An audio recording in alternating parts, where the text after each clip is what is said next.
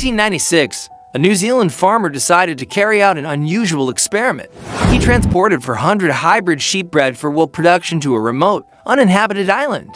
The island was barren, with nothing but wind, rocks, and cold. However, the project ultimately failed, and the farmer abandoned the sheep to their fate. Years passed, and no one returned to the island. Then, 75 years later, when people finally revisited, they were shocked.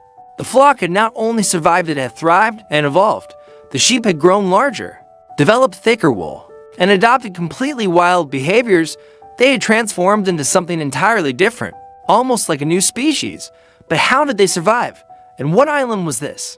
Let's find out in today's story.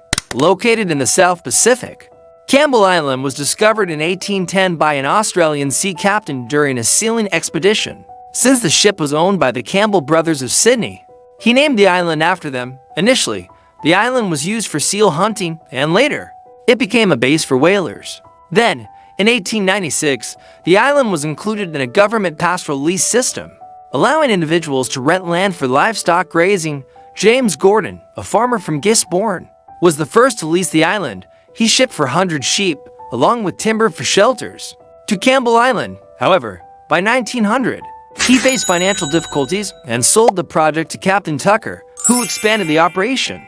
Tucker sent 3 additional shipments, each containing around 1,000 sheep, mostly Merino or Merino crossbreeds. By 1913, the sheep population had exploded to 7,000 to 8,000.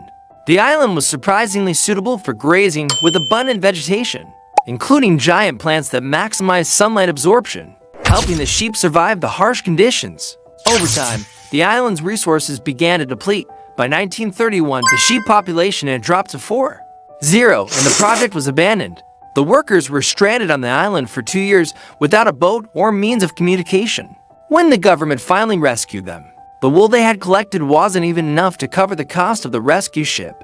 The sheep, bred solely for wool production, were left to fend for themselves. Normally, such sheep require regular shearing. Without it, their wool overgrows, putting their lives at risk, as seen in the famous case of Bark the sheep in Australia, found in 2021 with crippling wool overgrowth. Additionally, sheep are vulnerable to predators and stress, making their survival unlikely in the wild.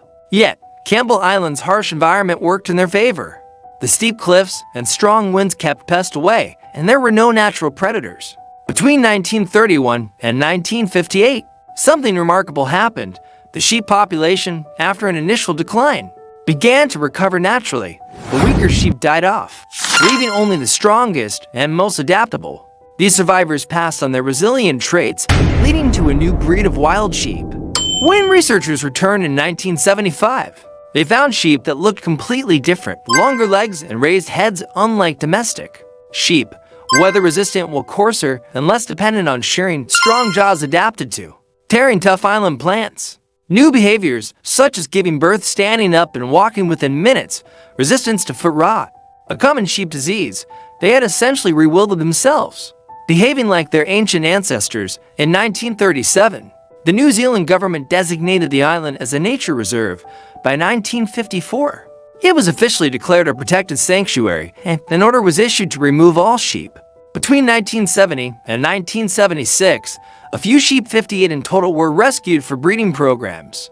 These sheep were larger and healthier than ordinary sheep, but their survival instincts made them difficult to handle. Tragically, in 2017, 5 rare Campbell Island sheep were stolen and slaughtered, reducing the population to just 30.